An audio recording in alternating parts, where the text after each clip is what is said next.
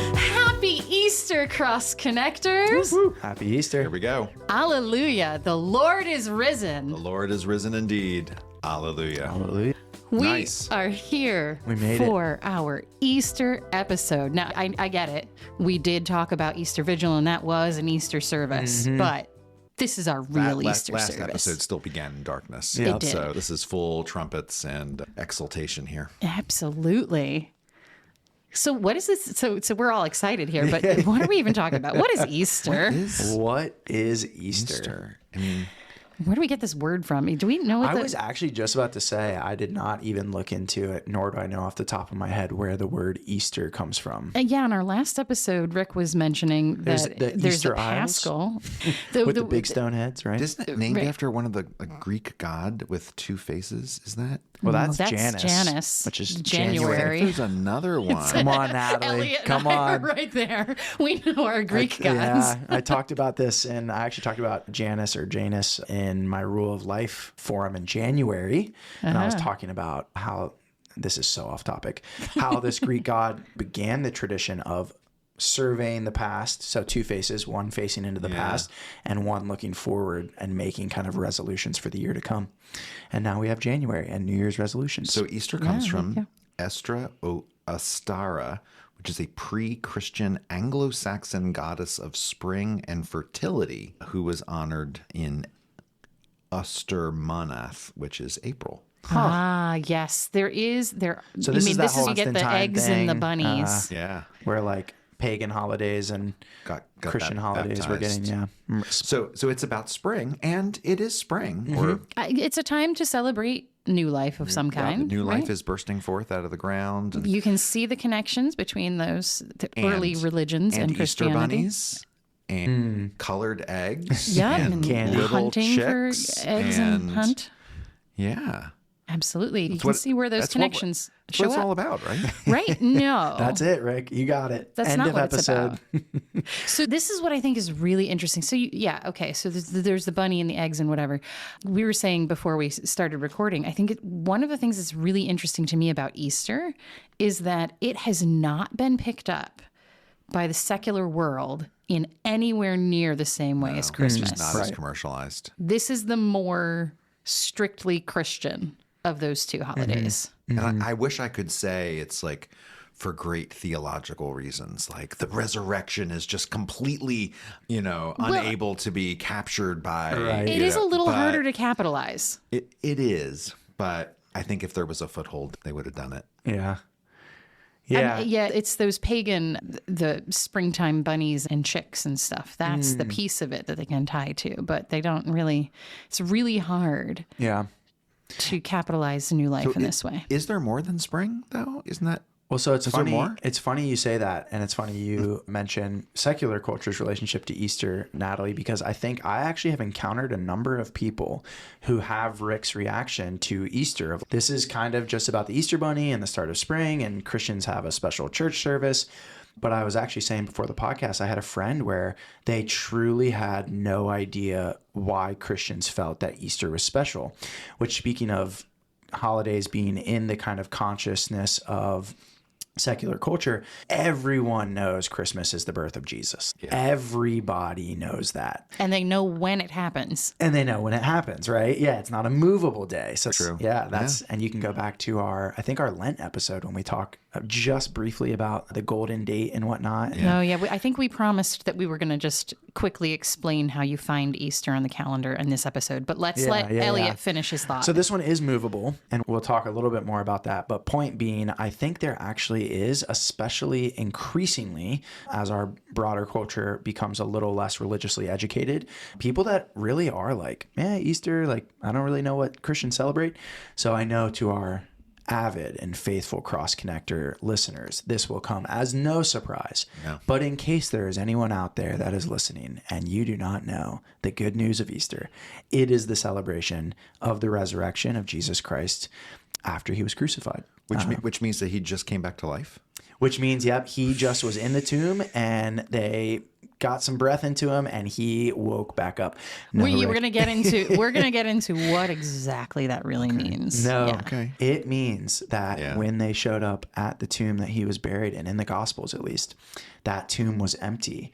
And there were some people that were otherworldly waiting there, letting the people visiting know that Jesus Christ was not there, but had been raised and seated at the right hand of the Father, which meant, Rick, this is really going to blow your mind, that an entirely new age was breaking into this current age. Wait a minute. That death was defeated, that sin was overcome, that the King of the universe had triumphed. But so Wow. I mean, That's a lot. And so why does it happen when it happens in the year? that sounds like a lot. That is a So lot.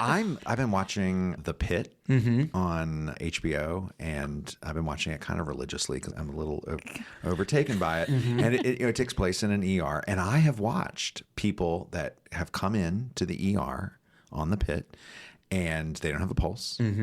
And they get wheeled into the special trauma room, and they start doing CPR, and they administer how many units of epi, and they come back. So is that, and then they're alive. Right. Like they came in dead and they were alive. Is that what we're talking about here with resurrection? That is not quite what we are talking about. It is a little bit more mysterious than that. And we will get into that. Yeah. Last time I checked, those people did not walk through closed doors afterwards. Yeah. It's true. Somehow. And they weren't dead for a few days. Usually not. Usually not. Yeah, Right. Jesus was dead for a And few days. presumably they would die again. And presumably they would die again. That's exactly right. Which is not the path that Right. Jesus took. Which is not the path. If you read through from cover to cover with us last year. And we'll get into how this is presented in the different Gospels and in Paul and in the early Christian tradition. But I will say, even for them, they were not unaware of people being revived in some even miraculous sense. Like we could talk about those kind of revivifications. That's such a tongue twister. Revivifications of people in even modern medical treatment. In the Old Testament, there are people like Elijah raises a widow's son. Yeah. Even in the New Testament, like sometimes we forget, Jesus resurrected people is the word we often use it, but it's probably more like revived them. The little 12-year-old girl. It was Jairus' Jairus' daughter and Lazarus. Lazarus. But they're not resurrected. They are not resurrected. And we're going to get into the context a little bit of what that word means and how it is connected to this concept of eternal life. Of the little bit more of a Jewish way of putting it would be life at the end of the age, this special sort of life in which presence with God is realized, in which exile is overcome, in which the powers of sin and death no longer hold sway over you. So This sounds amazing. yeah, I mean, It is. I mean, it was big so deal amazing. if true. Big deal if true. It is pretty amazing. It's so amazing that it changed the way people believed and worshipped for 2,000 plus years. I mean, such a miraculous claim that it has come to be the predominant belief in world history, right? Yeah. After the fact. So, Right. AD BC. Yeah, right. Like BC AD. Like Right. That's based on his birth, presumably Jesus' birth, but we would not be dating things if he just died and that was it. exactly. So, There's we'll talk there's a little bit lot more. of things we wouldn't be doing if he had just died and that was it. And in fact, a lot of people who claim to be the Messiah were crucified. That's something we didn't talk a lot about in our Good Friday episode. Like, it was not uncommon in Jesus's period for people to come along and be like, hey guys, that person that's talked about in our Hebrew Bible, I'm him. Yep. Don't worry, I'm here. And were then killed by the Roman Empire. And they did not generate movements. They all stayed where they were. That's right. I mean, we're not talking about some of those guys. The tomb was not rolled away from the stone. Yeah. No. So The stone was not There we rolled go. away from. it's been a long Holy Week. It's been a long Holy Week. Wow. Okay. Well, yeah. So I think that's a quick summary of Easter. I mean, is there anything we're missing on 30,000 foot view of Easter? Well, there's a little bit of its placement, like why do we celebrate it now, and how do we find it? It being a movable feast. So I think we did say around the Ash Wednesday, beginning of Lent service, that Easter is always the Sunday after the full moon of the spring vernal equinox. So it's basically like we time the day of Easter off of the movements of the moon, which is why it's a different day every year. Yeah. And sometimes Easter is really early, and sometimes Easter is really late. Yeah, which ties it to Judaism and other moon cycle. That's when Passover was. Right. Although sometimes Judaism and Christianity get out of sync, and Passover will be like a week off from Christian Easter. But Yep. But that again, so this is a holiday that's tied to the moon cycle. Yep. And it's which means all of the other holy days that get tied to Easter, Ash Wednesday, which is 40 days before Easter, that moves because Easter Right. moves. Pentecost, which is 50 days after Easter, moves because Easter moves. So there's like all these, so there's a what's called a Christmas cycle, an incarnation cycle of holy days, which are all fixed. You know exactly when they are, because they're the same day every year, because Christmas does not move. But then there's the Paschal cycle, all shifts based on the movement of the moon and when the vernal equinox is. yeah. And That's I think that is a big reason it has not been given the prominence as Christmas. I really do. I really think it matters. I think that is a good bit. There's a good bit of it there. Also, Easter Yes. is not just one Sunday, is it? It's not. It's right. not just a day. It's not a day. It is 50 days. Yep. It's sometimes called the Great 50 Days.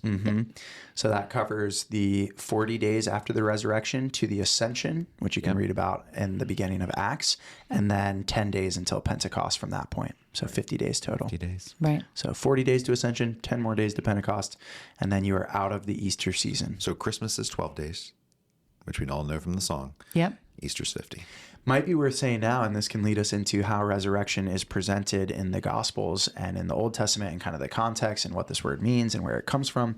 But just a fun fact that I think a lot of people don't really realize, even like Christians, is the reason we have these 40 days is, remember, you have the Gospel of Luke and then you have Acts. And so in the Gospel of Luke, Jesus is resurrected. And as you transition into Acts, he hangs out in Jerusalem for 40 days. Yep. So again, talking about Rick joking about people coming back to life and resurrection and what's going on here, whatever it was, at least in this account, he hung around for 40 days. Which is interesting. That's a nice reflection of the 40 days of Lent and the 40 days in the wilderness. Yep.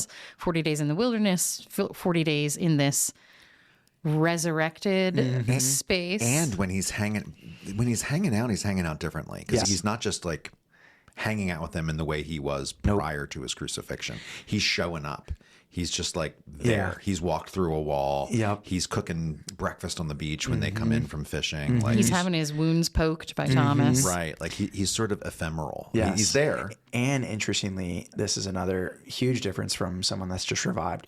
Constantly mistaken. Like, it really makes no sense. It does. But so like at the tomb, he's mistaken for a gardener. On the road to Emmaus, he's just mistaken for a fellow traveler. stranger. And yeah, there's something very mysterious at play here. And we'll talk about this when we get to Paul's understanding of resurrection and the natural body and the imperishable spiritual body, and whatever they are, they're strange. So what's the story here? So Jesus dies on the cross, is in the tomb for presumably 3 days. And then in all 4 Gospels, the women arrive at the tomb on the day to do the... So even back up just a little bit from there is Oh, that in Jesus's ministry, Jesus has been talking about his resurrection. He's talking about his crucifixion too. He keeps foretelling it. He keeps like warning his followers, look, I'm going to die and then I'm going to rise again. And I love this little fact that apparently no one believed him whatsoever. Yep. Because there is no record in any of the Gospels where people are like, I don't know, maybe it happened. Yeah. The women are going to the tomb on Easter morning, and they're not going, I don't know. Let's see. Was he... With the hope of that. Right. They're all going expecting... despondent. They're going with their ointments to prepare his body. Rick, pump the brakes. How could these bozos be so dumb? Didn't Jesus tell them? And didn't everyone understand and expect that obviously the Messiah is going to be resurrected? No. What? Wait, but you just said that there were all of these other resurrections in the Bible. Wait, there weren't. You said they weren't Revivifications. resurrections. They were Okay, I hate that word. Use a different word. I want realivements. I'm making up a word. Realivements. He realived them. Those double F's. Just kind of like when you yes. unalived. Jesus was unalived and then he was realived, except he wasn't just realived. Realivements. The realivements. All right. Okay. So I think we need to go back to the beginning. Middle school English class and resurrection, resurrection. What is the definition of the word? So we can't just give like a Merriam-Webster definition per se. At its most basic, right? Someone who has died coming back to life would be like, I think if you asked any person, what does it mean that Jesus was resurrected? You look like you want to say something, Rick, about this point. Yeah, and I think most of Christianity, you ask like the average Christian just on the street or in the pew, they would say that Jesus came back to life. Yep. Okay, so then how is it different than the people that Elijah and Elisha raised and that Jesus raised and that Lazarus. Lazarus and Jairus' daughter, and then the people in Acts that Peter and Paul raised. So this is why I said me and Rick are on the same page. This is what your average Christian, I think, would say. But resurrection is a theological term rooted in the scriptures of the Old Testament. But really, this understanding begins to develop really 150, 200 years before Jesus.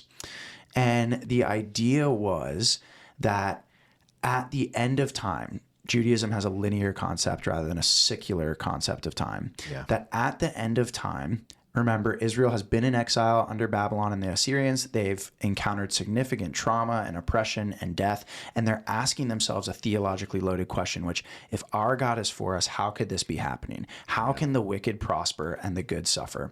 And what develops after the exile in the post-exilic period, this all goes back to cover, is this idea that there is going to be a new Jerusalem, and then as that expands, a new heavens and a new earth where God makes all things right. So it's the sense that things don't seem right here because the wicked prosper, because bad things happen to good people. And so there has to be a time when things do make sense and the wicked are punished and the righteous are rewarded.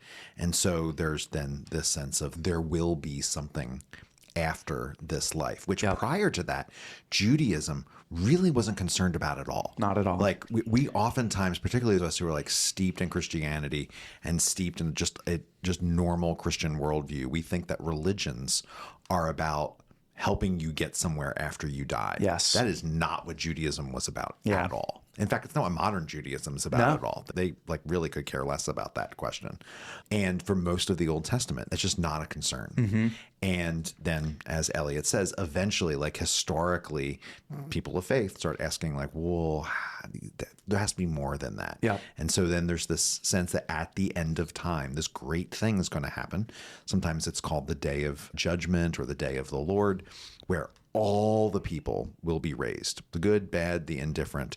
And on that day, there will be a judgment, and the good people get to go off and live sort of like with God in God's kingdom, sort of. Like there's no real precise definition of that. And the wicked just seem to cease to exist. Yeah. And that's it. And so that is termed resurrection. We know that there are Jews in Jesus's day who believe in that kind of resurrection, and ones who don't, So like we see this in the even pages, in Jesus's day in the Gospels, in the pages of the New Testament. We see the Pharisees who believe in a resurrection. They believe that one day everyone will be raised and everyone will be judged. And then there's this other group called the Sadducees who do not believe in the resurrection. And if anything, the Sadducees are able to kind of marshal the Old Testament in their defense. If you go read through the Old Testament, there is almost zero discussion about the concept of resurrection. I think this really, to your point, Rick, blows normal Christian people's minds of, well, it must be all over the place if people must have been expecting that Jesus was going to be resurrected. And this was not a category at the time. And so what the first Christians, and particularly Paul, end up saying is that Jesus's resurrection becomes the first fruits of resurrection. It is the first moment where resurrection pierces creation. And it's not the last. Resurrection kind of grows and continues I would say by the time you get to the book of Revelation, John's claim is that resurrection has taken over the whole universe, not just people, but the physical matter is resurrected and brought into a newness of life. So it's not just, oh, he came back to life. It's that he began this new age of resurrection. So I'm going to give you a really quick summarized definition, because that was the original question, definition of resurrection. Yes. Great. Resurrection is the inbreaking of new eschatological life. That was a big word. Jeez. Eschatology, remember, just means last things. Eschatos, last, ology, things. It is the inbreaking of new life here and now that was expected at the end of the age. Okay. And so this kind of this life is a special kind of life. Right. So it's not what had been thought of in Judaism in that 150 or whatever before Jesus, where all of it happens all at once. Yep. Like they're one day and all of it happens At the end. at the end of all things. Yep. We're talking about something that happens So yeah, it happens in the person of Jesus. in the person of Jesus. And is very novel. I mean, there's a real question among scholars of how in the world did Christians begin to say that Jesus was raised from the dead?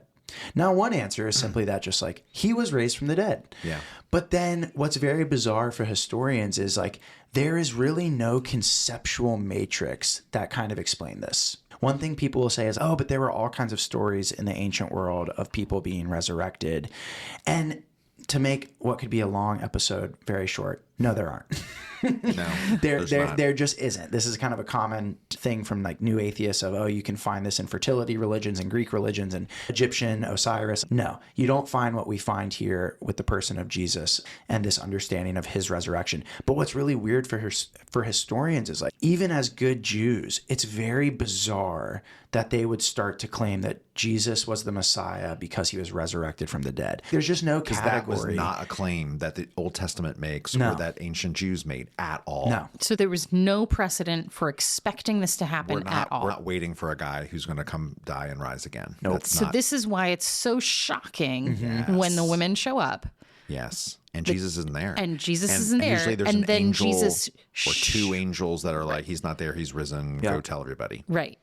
And then shows up to some of them. Yep. Either shows up to Mary, Mary Magdalene, where she initially mistakes him for the gardener and then recognizes him, shows up to the disciples. I mean, there's lots of stories then in both the And you can see Gospels in the there. writers of the New Testament deal with people who were like, well, wait a minute. Maybe he didn't like fully come back. Maybe it was his ghost, because there are lots of stories in the ancient world about ghosts coming. And so maybe Jesus' spirit came back, which is why almost every resurrection appearance you see of Jesus is eating something. He gets asked to be brought some food, or he cooks some fish and he eats it, because ghosts don't consume food. And so he broke bread with the two people who were on their way to Emmaus. Ghosts don't break bread. Yep. So the New Testament claim isn't just that his spirit came back, but that his body raised, and that there's something new and strange about this body. It's not just his old body, but it is him, but no one's recognizing him. Right. Everyone's mistaking him for someone else. So there's Or at least at first. They do then eventually recognize him. Right. Yeah. Like in it was certain in certain contexts. So like with Mary, he says her name and suddenly she comes to recognize. And then the two on the road to Emmaus, they sit and they eat the meal and he breaks bread for them. And it's in that moment of the breaking of the bread that they recognize him. And, One thing we can talk about soon is all of the Gospels have different accounts of the resurrection, which is kind of interesting. For some, this is troubling. For some, this is just the fact of how stories work. But yeah, there are all kinds of different stories. In Matthew, women worship at his feet, and then he gives the Great Commission. In Luke, there's the road to Emmaus, where the travelers recognize him in the breaking of bread. In John, there's all kinds of appearances. That's when he goes through the door into the house. That's when Thomas touches his hand in his side. That's when he goes to Peter and is like, Peter, do you love me? To make up for Peter's denial. So there's all kinds of stories after the fact. One thing I think that's really interesting about Easter and the resurrection is our tradition, and I think most people's understanding of it is so focused on the Gospels, because that is the narrative form of this story. But one thing I think we forget sometimes as Christians, and we talked about this so much on Cover to Cover, is that the Gospels antedate Paul's writings and the community and writings of the early church. So Paul's writing first. Yeah, Paul is writing first. So what's Paul's account of the resurrection? So Did the women show up first there, as in all the He other? doesn't have a narrative account. There is no story. He just talks about the resurrection. Okay, so when he talks about it, what's he say? The women arrived at the tomb to clean the and then No women. he appeared to people. Nope. Oh, yes and no. Yeah. Oh, okay. He appeared to Paul. He appeared to Paul. He appeared to the disciples. And according to Paul, not in the Gospels, he appeared to 500 people. Yeah. So says Paul. Yeah. So one thing I want to say is I saw a question the other day online. Someone asked did Paul invent the resurrection? So Paul's writings are our first writings. Maybe he just came up with this as a story about Jesus. This is kind of the idea that Paul is really the originator of Christianity. Again, remember, Paul's earliest writings are the early 40s, only about 10 years after Jesus' crucifixion. So this is kind of a classic question, something some people that start getting into theology and history will think. And I think one thing that's important to recognize is in Paul's writings, there are key moments where it is very clear he's drawing on already established liturgy and tradition, even in only this 10-year window. Yep. So one example would be in Philippians 2, there's this famous Christ hymn. And in that Christ hymn, it talks about Jesus coming down in his incarnation and being exalted in his resurrection. Yep. So, and this isn't Paul. It's basically the Greek and the structure of it. It's clear to us that this is an ancient hymn. Yeah, it's an ancient hymn. It's a liturgical text. Another example is 1 Corinthians 15. This is kind of Paul's famous resurrection chapter. It's where he really talks about it in detail. And that whole chapter begins with him telling the Corinthians, hey, I'm just passing on to you the tradition that I've received, that Jesus Christ died for our sins, was buried, and was raised. So that tripartite, crucified, buried, raised. It's very clear that this is, again, a tradition that Paul has inherited and is passing on. So point being that from the very earliest period, it is clear to us what the Christians were claiming is that Jesus was resurrected. I want to say one other thing about what Paul says, because one could look at this, listen to this discussion, and be like, oh, it's nice and theoretical, how this developed. Paul brings resurrection into our living room, because what he wants to say is that, and we did it last week when we talked about the Easter Vigil, that in baptism, we are buried with Christ in his death, and we share in the power of his resurrection. That Paul wants to claim that this resurrection age that Jesus inaugurates and starts and brings into, we participate in. Yeah. That we get that resurrection life, we would say, right out of the pages of our Easter Vigil liturgy and our baptism liturgy, that the moment where that happens is in baptism. Is that we enter with Christ into that resurrection life. Yep. Okay, so now you've just made a huge claim. Oh, man. Yeah. Did you just say that we've already been resurrected? Yeah. That's the claim. We have died with Christ, and we have raised with him. So what does that mean for us? So what that means? So everything's all better now. So what that means is that Christianity is not just about what happens when you die. Yep. Like, again, the standard, if you just ask anybody on the street corner or anybody in the pew, what's our faith all about? It's about going to heaven when you die. The claim of resurrection completely, certainly Paul's claim about resurrection completely dashes that. It's we are in resurrected life now. And so what we do here and now as participating members of that resurrected body matters. Thy will be done on earth as it is in heaven. Yeah. Yep. Wow, that gets us. All right, we're gonna hold that thought for a little bit. So we have the 4 gospel accounts of what happened. And we have what Paul has to say, which is basically, well, you already know this story. Paul's kind of relying on this as being, people already know the story, so he doesn't need to repeat the story. Right. Did this really happen? Oh, okay.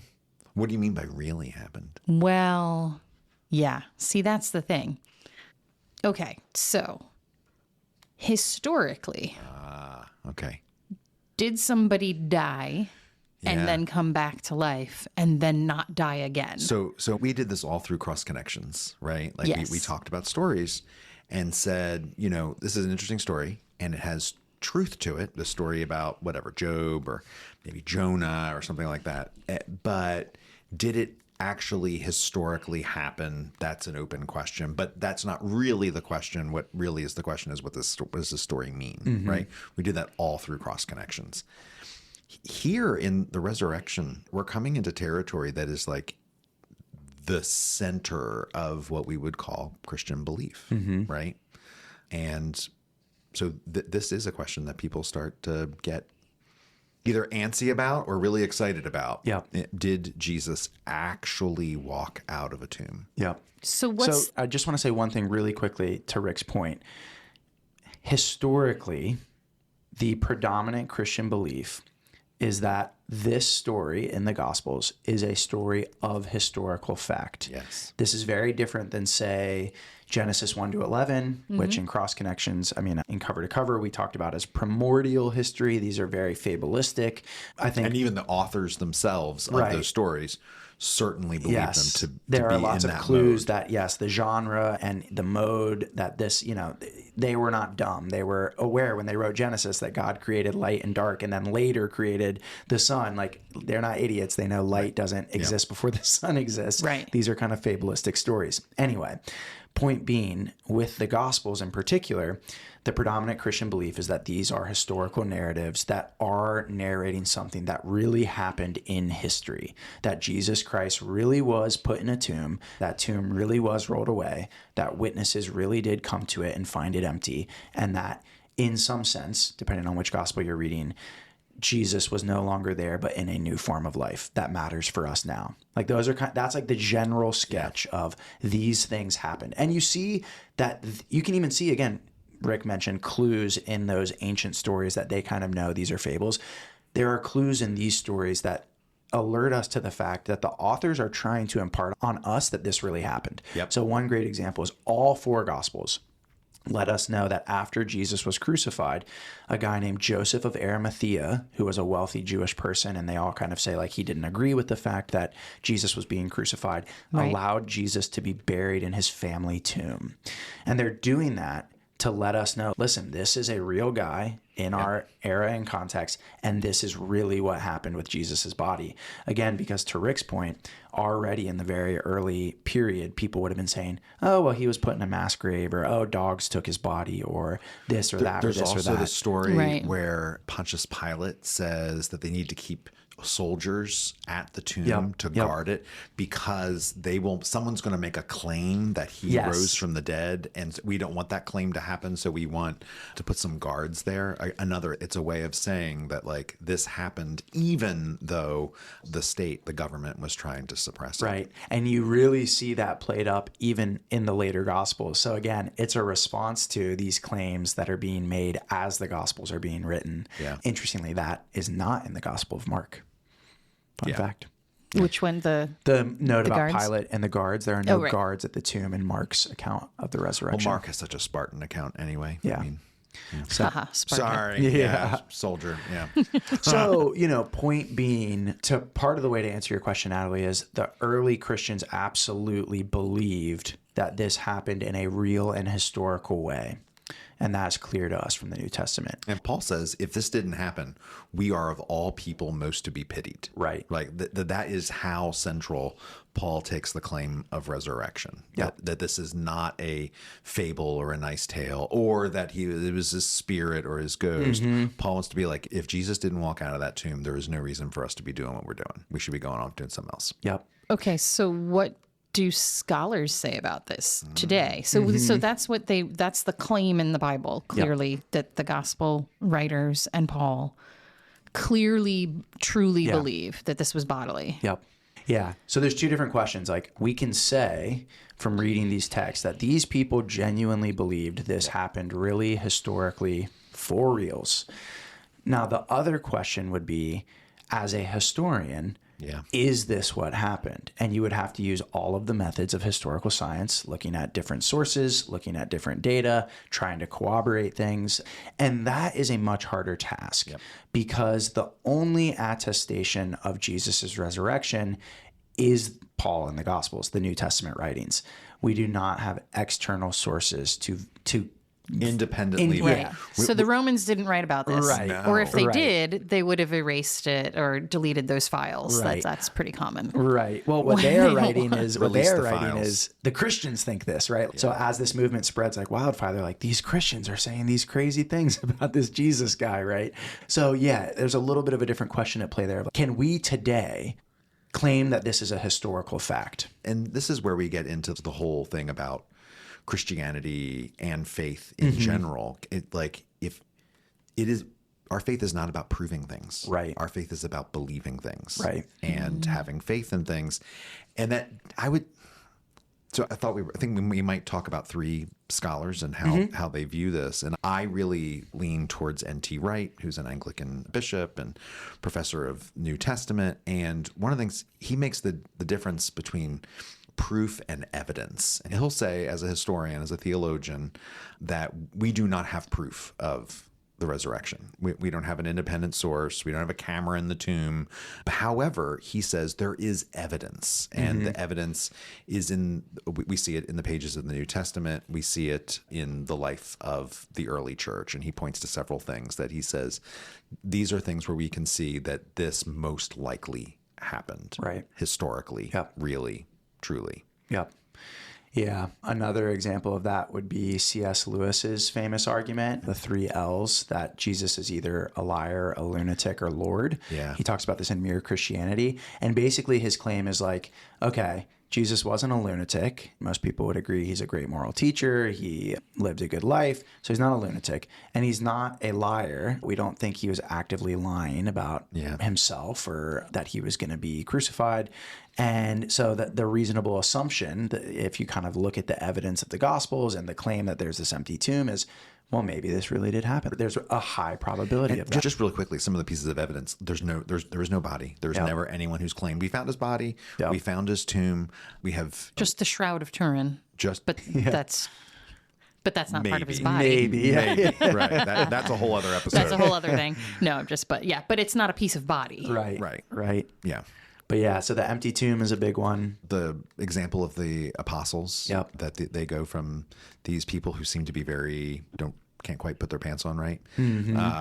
All of a sudden, that was probably terrible. But true. But I mean, they just, the apostles seem like all over the place, can't figure out what it is Jesus is and all of a saying. sudden they become huge examples of faith. There is no evidence of any of the people who claimed to be eyewitnesses to the resurrection. Even when their life was at risk, no one ever said, oh, we made it up. Just joking. Just like no one ever went back on that claim. They went to their graves and sometimes went to their graves because of that claim. And so those things and other things lead N.T. Wright to say there's historical evidence that points us in the direction of the resurrection having happened. He really focuses as well on how novel the claim is that Jesus raised from the dead. That's one of his biggest moments. And he also says, so if you are a good first century Jew, one thing people say is, well, maybe they were seeing a ghost or maybe it was a mass hallucination. And he feels like the best evidence of their claim is that Jesus must have been resurrected because they're good Jews. They know what resurrection is. They know what ghosts are. They know what visionary experiences are. Visionary experiences happen all over the Old Testament and into the New Testament. And so for them to be saying, hey, Jesus is raised from the dead, he really takes that as like a good faith claim that like they really believe this. And if they really believed it, there must have been something to it. Now, some people, if there was more skeptical listeners, they might feel like, okay, but it's still just these people were claiming this. But he really counts that, again, to Rick's point of evidence versus proof. He really does count that as a strong piece of evidence paired with the claim that there was a tomb that is now empty.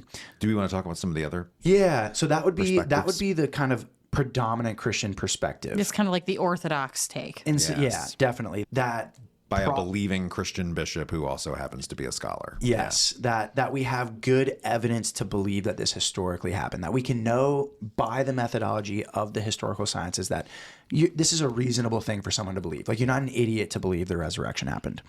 So I went to seminary with a New Testament scholar, Dale Allison, and he has, for most of his career, written on the Gospels and written on the resurrection. And he takes a bit of a different approach. He identifies as a Christian. He believes the resurrection happened in some real and meaningful sense. He does not think that you can use the historical science of historical methodology to say this happened for sure, or even like with high probability. He is split right down the middle. He thinks you can be a really good historian and feel pretty confident that this didn't happen historically, and be a really good historian and a believing Christian and feel like, I feel pretty confident that And that's this such happened. a reasonable position. It is. Right. It's a kind of a via media, like, you know. And he would point to some things. So the difference of accounts through all the Gospels, there are some critical differences where all of these things can't have happened in the way they're being described because they contradict each other, right? Which I think even adds to the veracity. If they were all the exact same account, like if I get mad at like my kids for doing something and they both come to me with the exact same story, there's something fishy going on. I mean, there's a few things that all of them say. Right, exactly. Like the all, tomb, like Joseph of Arimathea. They all like start with the women there. Empty. Yeah. Yes. They all start with the women there, kind of. John only has Mary Magdalene show up by herself. And then she encounters Jesus, and then she goes and tells the disciples, and then they all come to the tomb. And that's the only account that they come to the tomb. In none of the other Gospels do the disciples come to the tomb, I believe. But there's at least one woman is the first. Yes. In all of the accounts. There's a general account that a woman was there. There's a general account that... But, you know, like even the appearances after the resurrection, right? So in Matthew and Mark, Jesus goes to Galilee. And it's very specific about being like, Jesus is going to Galilee. In John and Luke, Jesus stays in Jerusalem. And, you know, this would lead scholars to say, okay, both of these can't be true. Yeah. Right. And this just creates problems in feeling like this historically happened in the way that it is described, and that we can know the historical way that it happened. It's, you know, where Dale would land is, okay, we have these diverging accounts with different things going on. We know, take Matthew, right? Matthew is the only gospel, Dale talks about this a lot in his work, where all of these saints are raised. Yeah. I don't think a lot of Christians know this. Like, go read the end of the Gospel of Matthew 27. Jesus is crucified. Jesus is buried. And it says, I wish I had it right in front of me, that when this happened, all of the saints, tombs just like tombs of people opened and were raised from the dead. Now, here's the thing. If this happened in the ancient world, it would be the most important event in human history. Yeah. It would far outstrip the importance of Jesus's resurrection. Like, it's one thing for one guy to be resurrected and appear to some of his followers, and we don't have extra biblical accounts of this, because why would people have really written this up? That's just not how the ancient world worked. There wasn't social media. You weren't writing up every single thing that happened. You were writing up really monumental, important things, governmental things, political things, wars, etc. If Jesus is crucified and buried, and tombs just start rolling back, and hundreds of people are being raised from the dead, you would absolutely reasonably expect that this is recorded somewhere else. Yep. It's not. And so what that tells us is most historians would say we feel pretty confident that this did not happen. And that's a problem because it's in Matthew's gospel account. And that's not to say that, therefore, everything else Matthew says is not true, but it is to say that Matthew does include something that pretty certainly didn't historically happen. So, you know, that really sheds some doubt on how to understand these stories as history. Does that make sense? Yeah. So that's a bit tricky. Yeah. So that leads to this more agnostic opinion. Maybe to wrap this up, and hopefully this explains it to people who may have been lost. If you have the one position that's, we can take the evidence of history and feel as Christians that this happened with historical fact. This middle position by a guy like Dale Allison would say, belief in the resurrection is a theological claim. Yeah. And there's lots of reasons we can reasonably believe it, but we would be wrong to say we can know this historically and other people are dumb because they have misunderstood the evidence. You see the distinction? Yeah. Yes. So I don't know if y'all have anything you want to say about that kind of middle perspective before we say the third perspective. Go ahead. So the third perspective would just be the kind of classic historical critical perspective. This is represented by a New Testament scholar like Bart Ehrman. That's E-H-R-M-A-N. He teaches at University of North Carolina, Chapel Hill. Very famous New Testament scholar, one of the most important in our modern American context.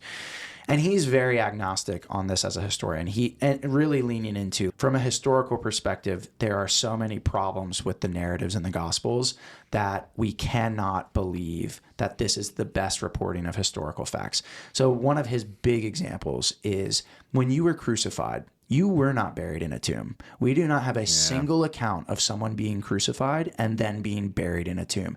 In fact, the very purpose of crucifixion was to be a public humiliation. It wasn't to kill you. It was that you would be crucified. And we have lots of accounts of crucifixion, like historically, in extra biblical accounts. This is not a mystery to us. We know how this worked in the Roman Empire. And the reality is you wouldn't be buried. And so what he feels is, what would they do? You just left up there. You'd be left up there, and you might get thrown into a mass grave. But even more realistically, too, is you're just there. You're just left there. You are just carrying food, and left there in a way that's not okay. You're left there, and now anyone can come retrieve your body. You're meant to be a public example. You're not going to be able to go retrieve these bodies, and the bodies are going to be left there to decompose on a cross. And like that, again, from a historical perspective, that is what we know happened. Now, does that mean historically there isn't any reason that Jesus could be an exception to this? Jesus was a pretty exceptional guy. No, like historically, there's not a reason that we couldn't say Jesus is an exception, but we don't have any evidence for that other than the writings of the New Testament. And what a historian would say is, well, of course the writings of the New Testament want to present Jesus as buried in a tomb because they want to present him as resurrected, because their choice after he was crucified was completely give up on this entire guy and his entire message, or understand him to be resurrected, which was an entirely novel, as we've already said a million times, a novel, inexplicable, crazy thing. But that would be the answer to how to explain why this still matters and why we can keep moving forward. So that's a very cynical historical take on one example. I think that, again, we talked a little bit about some of the discrepancies between the Gospels. I think that would be another example of, I think what a historian would say is, what the gospel writers are doing are trying to present a narrative, and this becomes most explicit in John, when at the end of the Gospel of John, John explicitly says, he says, I am writing this so that you will believe. And that's what Luke says at the start of his gospel. Yeah. I think John at the end of his gospel says, and there are many more things I didn't tell, but I think there's a piece in there about believing. I'd have to flip to the end of John. I have my Bible here, but I don't want to rustle through it. But again, they would look at these things and they would say, they're trying to present a narrative to inspire people's lives, right? To continue this movement. I think, the NT Wright response, as Rick pointed out, it'd be a very strange thing to do if it wasn't true. Right. I was thinking that. I mean, from the NT Wright perspective, how do you get all of these people to suddenly, and they're not all close together. And so here's what they would say, because it isn't just as cynical as they were lying to delude people. No, serious historians don't believe that. What they would say is there was absolutely some form of visionary experiences that took place. And most would say the writers of these texts genuinely believe that Jesus was resurrected in some very meaningful sense. And they would talk about studies on post-grief visions that people have. Even today in the modern world, there are examples of these kind of psychological studies of people. Dale Allison actually talks about this in his most recent book on the resurrection, of which I'm forgetting the name, but I'm sure we will link in the show notes. There will be people that really believe they have had a physical experience with a loved one that has died. And when I say physical experience, I mean in the room, sitting down, they feel like they can touch them. Now, what these more critical scholars would say is that person wasn't physically there. And if they're going to be really cynical, they would say that's just a psychological phenomenon. To go back to Dale, sorry, I'm really rambling here. What makes Dale really interesting is Dale thinks these experiences are real in some very meaningful sense. Like a spiritual. Yeah, there is really something happening. He doesn't have a materialist worldview where these things can't be possible at all and they're just projections of our minds. He is, because he's a Christian, he's like, no, this is real in some meaningful sense, but obviously it's not physical in a literal physical sense. And so, I don't know. I feel like I'm all over the place for here. Me, it is harder to believe that there's 500 to 1,000 people who had a mass delusion, then that Jesus actually just walked out of the tomb. Like I feel like that's the easier answer for me, is that it's true. Yep. It's hard to think that all of these people. So, I mean, you know what I mean? And these appearances that you hear about, you don't get any sense that any of these people were taking shrooms or whatever. Right. You know what I mean? No, there are wackos that believe that. Well, but they're not real historians though. But no, but the thing is, yes, you can have these mass visions and whatever. They're often prompted by some kind of something else besides belief. So this is. So you want some responses from the critical side, like the Bart Ehrman responses to those? Hit us. All right. Just for the sake of listeners, I think I love this topic personally. Yeah. So what he would say is, so you both mentioned these 500 people. So, or some large group of people. I mean, even if it's even if it's you still manage to get 12 plus people, so even if it's not a whole 500. Right. Again, there are different accounts here. Paul says Jesus appeared to the disciples and to 500. Mm-hmm. The Gospels don't say he appeared to 500. There's differing levels of amounts of people Jesus appears to in the Gospels. In some sense, people will try to merge Luke Acts with Paul's 500 insofar as Jesus stayed for 40 days in Jerusalem. So they say, oh, that must be the 500 people. Yeah. So here's what Bart Ehrman would say. We don't know that Jesus appeared to 500 people. We have people writing that believe Jesus appeared to 500 people. And that is two very different things. Right. He would say people like Wright and more traditional Christians use this as a piece of evidence. Well, Jesus appeared to 500. Could they all be deluded? And what Bart Ehrman would say is, we don't know that Jesus appeared to 500. We have Paul saying Jesus appeared to 500.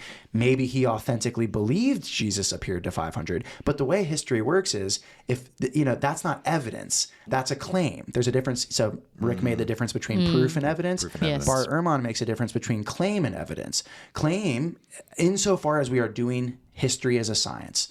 A claim is something someone makes. So Paul makes the claim Jesus appeared to 500. Well, if you were a historian or just a person in that moment trying to figure out if that's true, aka evidence, you have to go talk to 500 people. You have to go see, what do they say? Yeah. You have to see if there's anything else that was witnessed. Are there other people who say this? And the problem with history and writing is we don't have any written documents that would corroborate this claim.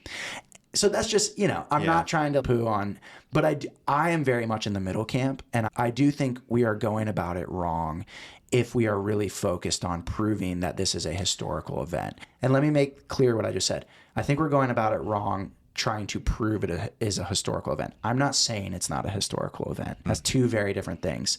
It's a problem trying to act like we can know it as a historical event. I think that this is a theological claim, and what really matters about it, just like we talked about throughout all of the Old Testament, is what this means for us.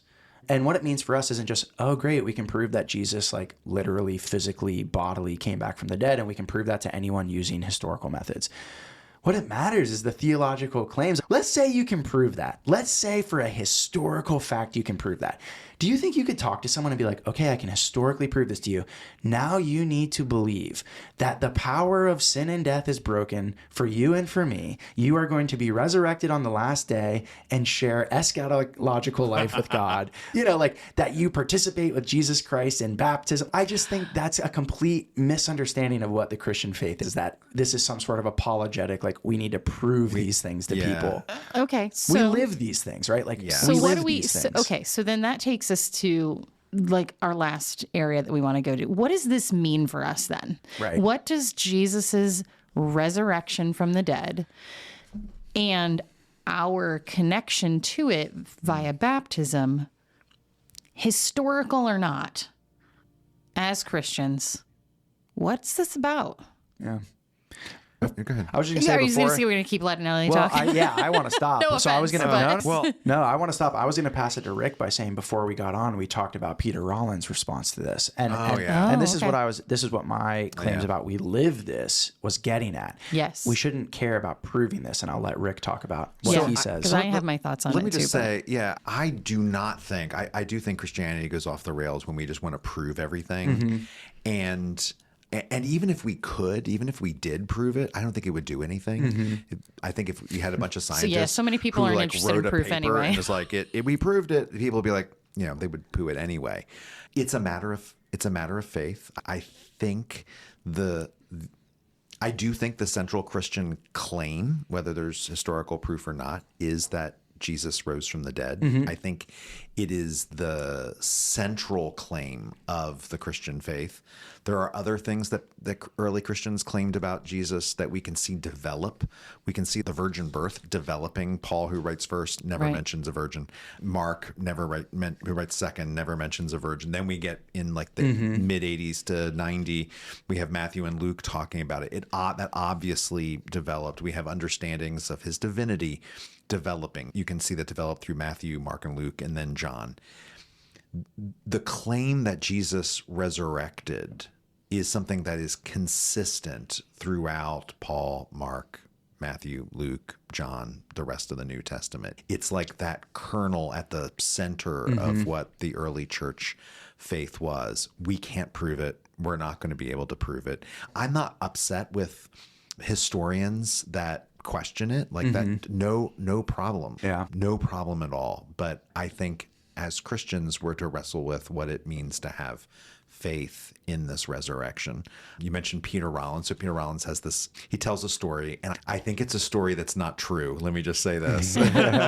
But because he tells a lot of stories, and he tells a story about after a talk, because Peter is notoriously cagey about what he actually believes. He'll talk about theory and philosophy, but like he will not get nailed down on what Peter Rollins believes. And so someone, he says, in the crowd starts to pin him down. Do you believe in the resurrection? Do you deny the resurrection? Right. Do you? And what they want him to say is he affirms the bodily, physical resurrection of Jesus. Right. That's what they want to get him to say. Yeah. And then the guys, do you deny the resurrection? And Peter says, yes, I deny the resurrection. And then he holds a second. He says, I deny the resurrection every time I fail to love my neighbor, every time I fail to take care of the sick person who is near me, every time I fail to give food to the hungry and give drink to the thirsty. Right. Every time I do not live up to the ideals of the gospel and the kingdom of God through my actions, I deny the resurrection. And so do you. That's really the point. Because and so do like what this obsession with proof and like defending the Christian faith, quote unquote, and defending the resurrection of Jesus, it becomes obsessed with just this question of, did this literally happen or did this literally not happen? And it's like Peter's whole point is you are so supremely missing the point of why the resurrection matters in the Gospels and in Paul. Like they don't talk about the resurrection to just be like, and you really need to believe that this literally happened in this way. It's such a great line from Peter. So what it is that we as Christians believe then is that Christ's resurrection is the inbreaking, the beginning of this new life, that God is this renewed life that God is bringing to the world, kind of the new creation, and that we as baptized Christians take part in building that new creation every day of this world living life, that this world is being recreated in real time. So, and I want to go right on that claim, because that's where the idea that, again, the average Christian in the pew or on the street would say that when we die, we go somewhere else. We're out of here. And even some Christians will say there'll be a moment where we're all going to get raptured and we're all going to be like taken up into the air and go somewhere else. And that's where the claims of John in the New Testament run like a freight train smack into into it. Because John wants to say that the resurrection comes here and that the universe, the heavens and the earth are remade. He borrows a phrase from Isaiah. There's a new heaven and a new earth. And he links that up with resurrection. So it's to the point where it's not just people that are resurrected, but that all of creation is resurrected. Again, begins with Jesus at the tomb, but then continues with us and then everything. And importantly, to your point, Natalie, like resurrection life is right now, right? So in the Gospel of John, I am the resurrection and the life. In Paul and elsewhere, like we're baptized with Christ into Christ's resurrection. And I think importantly as well, to Rick's point, it is resurrection now, but it is also a foretaste of the resurrection that is to come. Okay, right? so there's two resurrections. Yeah, I remember there was an episode in Cover to Cover, and I, for the life of me, will not remember it, where I used the example of, and now I'm blanking on it, it's D-Day and V-Day. Yeah. So, and when we were talking, it must have been a gospel episode. So D-Day, what theologians will talk about is like D-Day is the crucifixion and resurrection of Jesus 2,000 years ago. This is the definitive defeat. Victory. We did it. Yeah. Like we know we are going to win. So it's not VE Day. It's D-Day. Right. VE Day, Victory in Europe Day, when the war was officially over in Europe. This is the general resurrection of all people For all time. For all time. And so Paul talks about this in 1 Corinthians 15, right? On the one hand, in his resurrection, Christ has defeated the powers of sin and death. So there's a defeat that has happened. But you made a little comment earlier, and we never even picked it up, was like, everything's great, hunky-dory, rainbows, no suffering, right? And it's well, that's not right. Yep. Exactly. And so Paul talks about in Jesus' coming, so this is 1 Corinthians 15, around 25, 26. Paul says, verse 25, for Christ must reign until he has put all of his enemies under his feet. The last enemy to be destroyed fully is death, for God has put all things in subjection under Christ's feet. So there's this tension and there's this paradox and there's this dialectic of the victory has happened. And yet, in some mysterious sense, we are longing and awaiting for the fullness of that victory. Right. You talked about we're participating in new creation, but there is still so much yet to be made fully new, right? And Paul will talk about this again in 1 Corinthians 15 as when God will be all in all. And he's very much drawing on the eschatological visions of Isaiah and other prophets where, to Rick's point in Revelation, there will be the new city, the new Jerusalem, heaven and earth. Here. Yeah, it comes and it here. descends here. Like the whole earth is made new. Right. It's not like this whole thing goes up in flames in a handbasket. And we go play harps on cloud. Celestial city. No, yeah, it's here. Okay, so we're just sitting around waiting for this to happen? While we live try to live into the fullness of the resurrected life. Right. Oh, so we're not just sitting and waiting. No. We're trying to do something differently. Yeah. We're trying to be a different kind of people. Yeah. Yes. And this is like such a great point about how the resurrection is not all about just apologetic proof. The resurrection for the New Testament is the foundation of all of the New Testament's ethics. Like we are, and I love that the Episcopal Church embodies this so well with every Sunday being a feast of the resurrection. Like we are a resurrection people. We celebrate the resurrection in the Eucharistic meal. We celebrate the death and resurrection of Jesus. And we share that meal to then end our service by saying, go out into the world to love and serve God, to love your neighbor, right? I had a priest that would always end the dismissal with, it was something about, do not be afraid, forget not the poor, make no peace with oppression. And everyone would say, thanks be to God. Ooh. And it was like, that is a resurrection message. Dismissal. Yes. Like that is what the resurrection empowers us to do.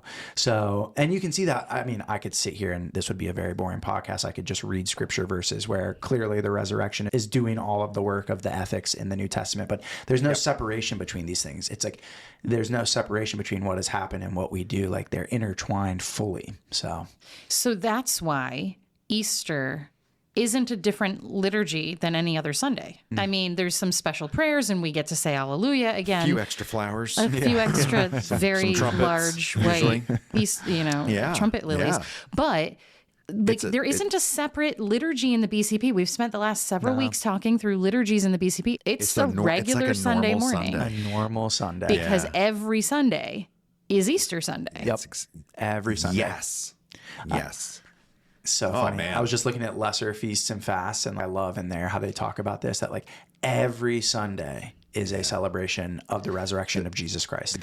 Because we need that constant reminder of what it means to be Christian in this world. Mm-hmm. The ancient church had a word for this. They called, they called it living into the eighth day. Mm-hmm. So there were 7 days of creation, right? Mm-hmm. 6 days things were made. Seventh day God rested. The eighth day is the age of resurrection. Mm-hmm. And it is now. It is why historically, if you go to like an old church, you'll go look at the font. It's an octagon. Oh. If you go to the National Cathedral, you go to where their font is, the room is an octagon. That's awesome. Because we are living into the eighth Right. day. I It's a didn't know symbol that of the resurrection, octagons. yeah. The age of resurrection. All right. So fun. We now have a new symbol to look for is octagons, Yeah. the symbol of living into the eighth day, the day of resurrection. Yep.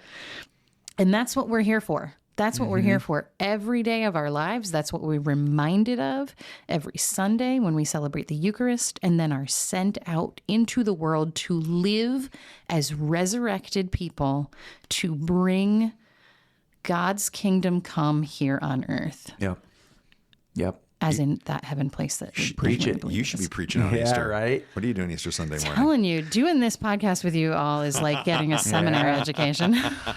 Good stuff. It's good stuff. It is. All right. Well, so now you know what this resurrection thing's all about. And, We figured out the what we're here resurrection for. We have in solved an hour it. and 8 minutes. We have solved Bam. 2,000 years of debate. Just give me an honorary doctorate, man. There should be no questions after this one. I Just- mean, clearly, I would love to field questions about this episode. This would be especially great. if anyone's interested in the history side of things. There's some really great scholarship. I mean, there's a whole niche of scholarship on the resurrection and the New Testament. I mean, and then you could just sit and talk about, I mean, that's what we've been doing for 2,000 years. What does it look like to live a resurrected life? What does it look like to try to bring resurrection to people in this world today? Oh my gosh. And that should be the topic of every Easter sermon. I cannot tell you growing up how many Easter sermons I sat in that was just like, all right, now I'm going to prove to you the resurrection of Jesus happened. And it's okay. And Now what? Yeah, Right. yeah. What does it mean? I mean, this is what we should be doing, sitting around every time we gather together, right? Every time fellowship gets together. What is it? What does it mean that we together Figuring out the eighth day. are figuring out the eighth day? That's our work. That's Good our stuff. work. All right. All right. Praise Man. be to God. Up next, Hallelujah. Hallelujah. ordinary Hallelujah. time. Up next. Well, we get 50 days. We'll see you next time. See you then. If you didn't listen in last season, we went through and discussed the Bible from cover to cover. That's from Genesis to Revelation, and you can find all of those episodes up now wherever you listen to podcasts. Be sure to follow or like us on your favorite podcasting app to find us easily each week, or join our email list at stdavidschurch.org/crossconnections. We love getting your questions. Please call us at 484-588-5656 and leave a voicemail with your name, where you're from, and your question or comment. You can also email questions to us at crossconnections@stdavidschurch.org. If you like what you hear, please share this episode with your friends and rate us in Spotify and Apple Podcasts so other people can find us as well. And if you really love what you hear, we'd be ever so grateful if you would donate to St. David's Church. You can visit our website at stdavidschurch.org/giving and write Cross Connections in the memo line to indicate your support. Cross Connections is a ministry of St. David's Episcopal Church in Wayne, Pennsylvania, and is hosted by Rick Morley. Elliot VanHoy. and Natalee Hill. Logo graphic design and podcast production by Natalee Hill. Stock media music provided by Marscott and MoodMode Pond 5. You're welcome to learn more about all of St. David's worship and ministries at stdavidschurch.org. That's stdavidschurch.org. Thanks. See you next week.